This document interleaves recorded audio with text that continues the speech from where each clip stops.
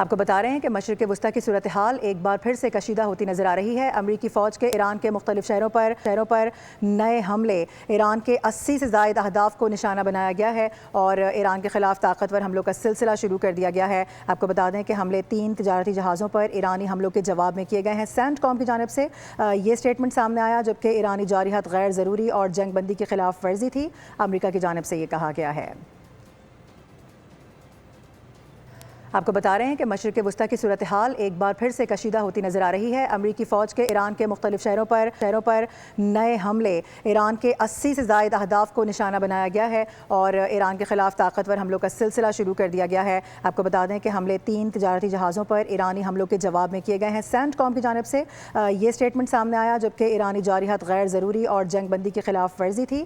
امریکہ کی جانب سے یہ کہا گیا ہے۔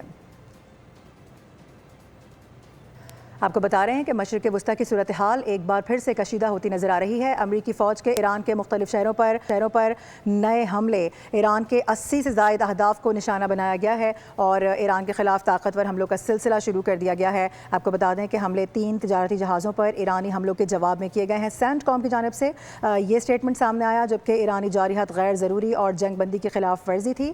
امریکہ کی جانب سے یہ کہا گیا ہے۔